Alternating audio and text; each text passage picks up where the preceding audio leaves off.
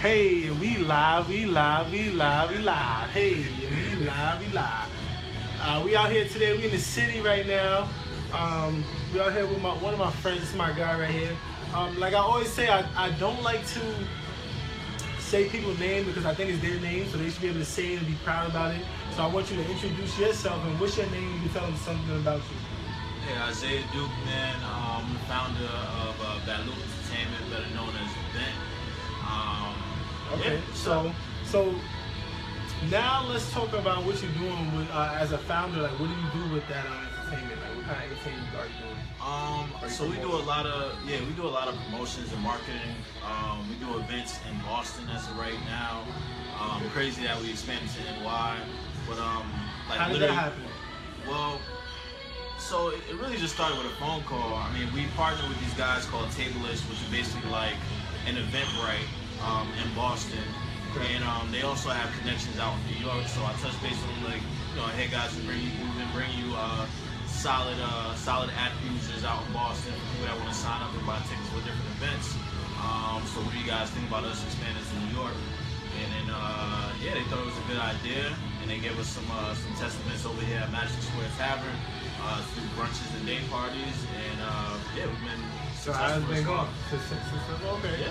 So that's what we're doing right now. Now let's go back, and I like to go back to, when we was in like middle school, high school, and college. So being in, what middle school did you go to?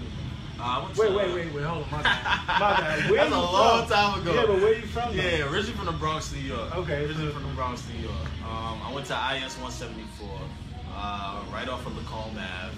A lot of people familiar with it. But yeah, middle school was a good experience. I was a ball player. I was one of the taller kids on my team at the time, so I played center. So how was that, like playing basketball, being a bigger kid? It was good, man. It was a really good experience. Like I had guys on my team like Corey Fisher, and then once he left, we had Kemba Walker because we were the same age. We just had a lot of solid guys that are doing very well on a professional level now. So I mean, safe to say, shout out to Coach Nick. We never lost a game. You know what I mean? So that's good, what's up. Man. That means I had a real team. Because sometimes you have these people that are successful or superstars or stars, but they can't play with certain people. Right. So being that you guys were winning, that's a good thing. Yeah. You know what I mean? Let's talk about the grades though in middle school. How was that for you? My grades were really good. I received a lot of recognition for my grades and being a ball player. I actually got nominated for this YMCA leadership award,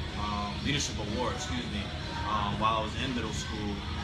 While I was able to meet like NBA legends like Willis Reed, and there were a few other guys that were there that I didn't even know at the time. but I mean, it was good to shake hands with them. But you just was young. Yeah, I was like young and one time smiling. I met Larry Bird when I was younger. I got his autograph and all that. Right. I saw it like a couple months later in my room. I just threw it out. I didn't even care. Like, who's Larry Bird? Like, and I didn't know because I was young. Yeah. But now I wish I would have kept that. Yeah, same here. No, I got his autograph and everything. Like my stepfather at the time, he was crazy amped because he was the super. I mean, he's a super Knicks fan and all that. Seeing Willis Reed, he was just like, oh my god. And I'm just sitting there like, hey, just shaking hands. That happened to me twice though.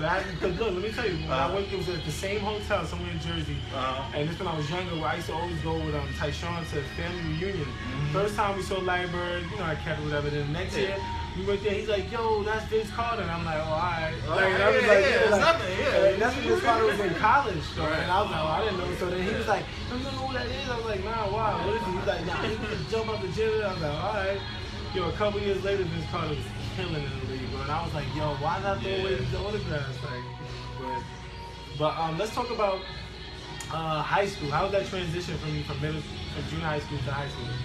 High school was a struggle for me. I mean, especially being in the projects.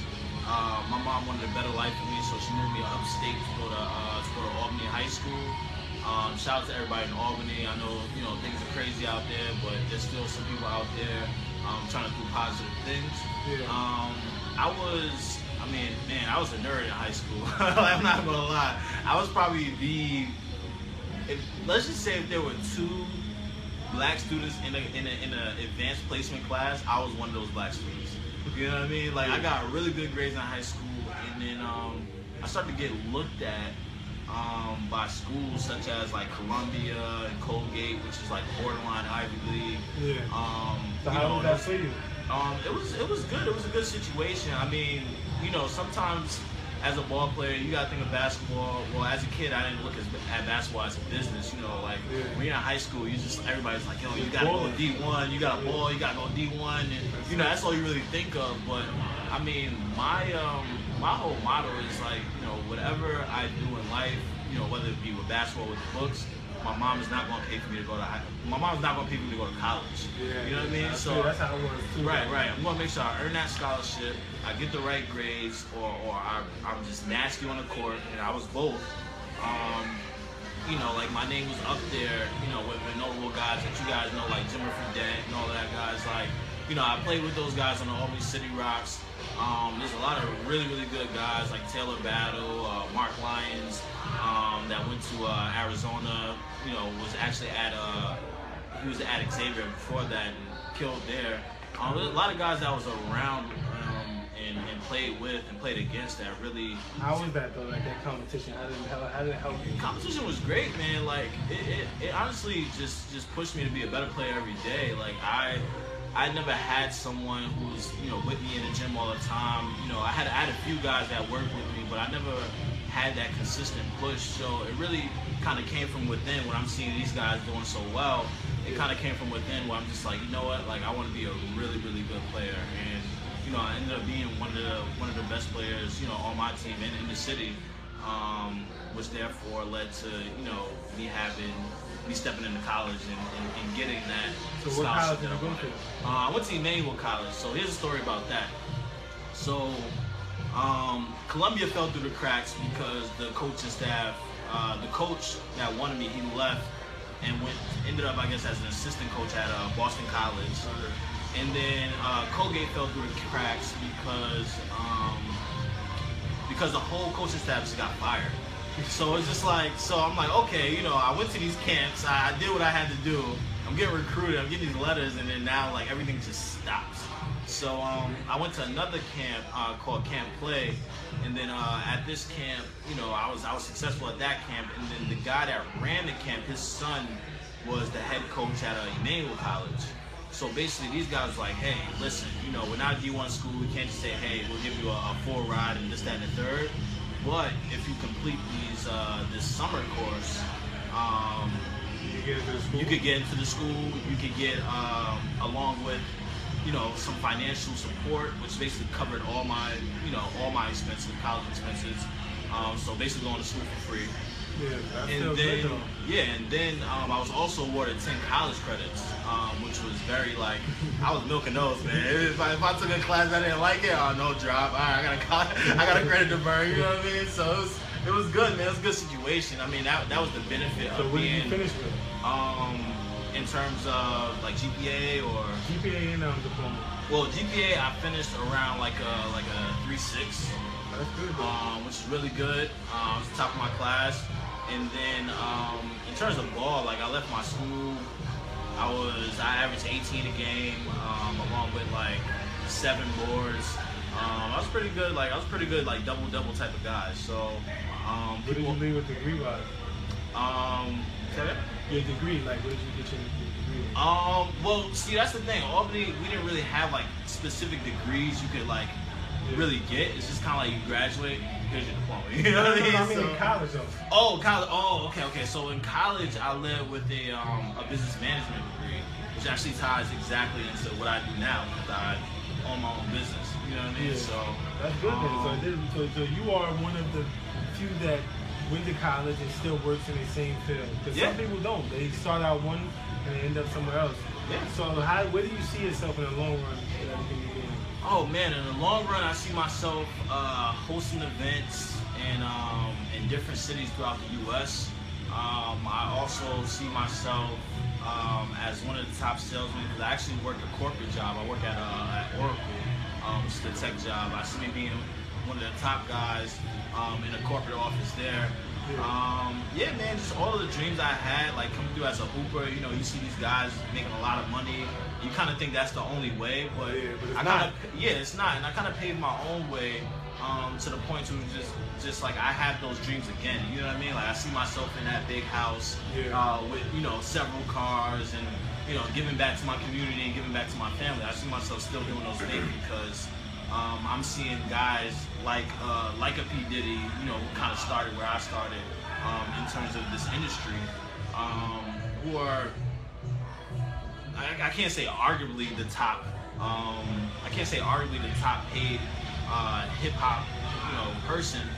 It's on paper. It's on paper. He is number one on the stat sheet for the top paid person in the hip hop game. So it's just like, yo, you know, when I look at entrepreneurs like that, who are really doing their thing, that's where I want to push myself.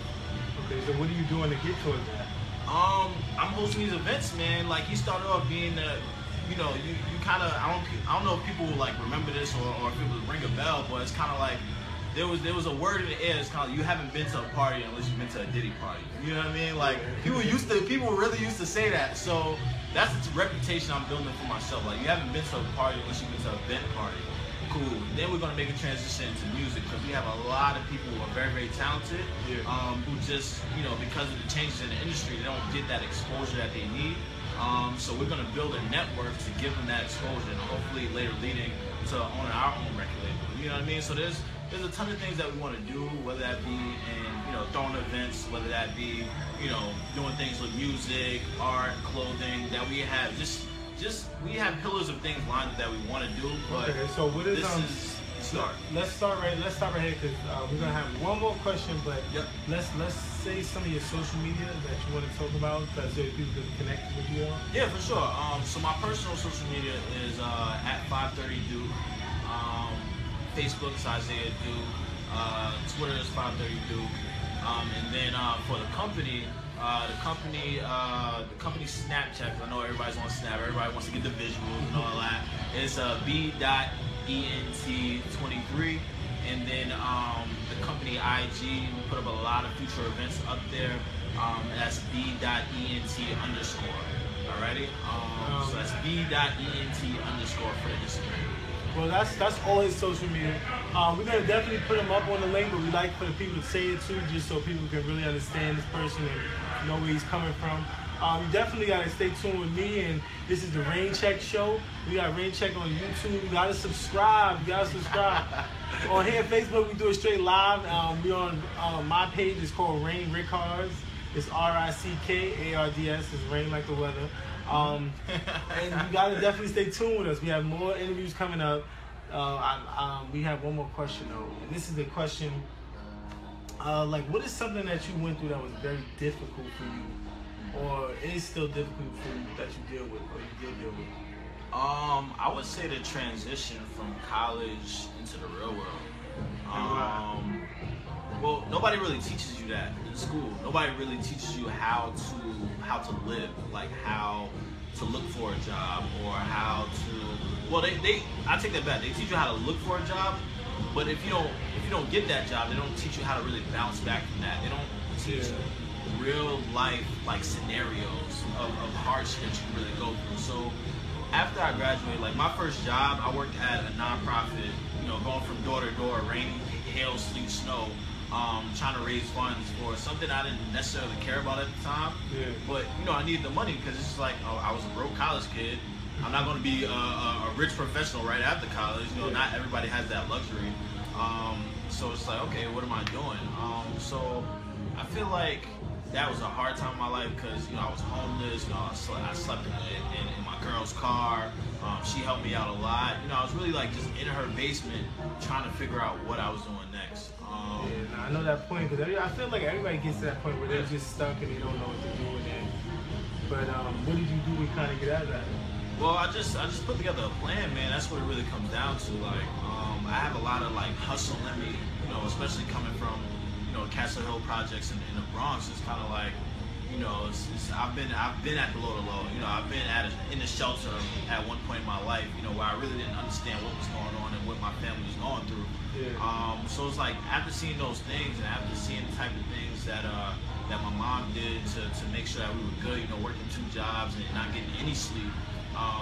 You know, that really motivated me to get on top of my shit. Just like, look, I need to put together a plan. Boom, I went to school for this. What jobs are available for this? Cool. You know, once I got my job and God willing, I landed a corporate job working for a Fortune 500 company. You know, it's just one of those things to where you kind of pray and grind. I mean, God will help you find your calling. Definitely. I mean, if you keep a straight and arrow, right? You keep the faith, you keep a straight and arrow, and you do what you need to do, then it'll come to you. That, and then, you know, you also want to kind of look in the mirror and ask yourself, what do I love to do? Like, what do I really enjoy to do? Enjoy doing. For myself, I enjoy giving people a platform just to have a good time, or get exposure for a talent that they have. And that's why I created this company, and that's why we're successful, because we enjoy doing it. That's good. That's definitely good. I do want to thank you for having me out here. You know, we about to go. Well, I know I'm about to go eat something because I'm hungry. Yeah. I'm mad greedy. But I thank you again for having us on. I always say it a couple times because it's good that you're able to express yourself and kind of give something back, because somebody's gonna see this video. Because these videos go up on YouTube by Sunday. If anybody else want to get interviewed, another thing I'm doing is I'm trying to get to 1 million people. So if you're really down, help me out, hit me up. All the information is going to be put up there. You can inbox me, you can email, whatever you want to do. Just holler at me. Like I always say though too, get your own on your own. So I mean, get yourself right, or you can't get nothing else right. You understand? So like how he said, as he did his plan and did everything he had to do to get to where he's at now, it's still work in progress. You have to have a plan. So fix it. Do what you got to do. You can do it. Don't let nobody else say you can't. And that's it. We out. It's the Rain Check Show.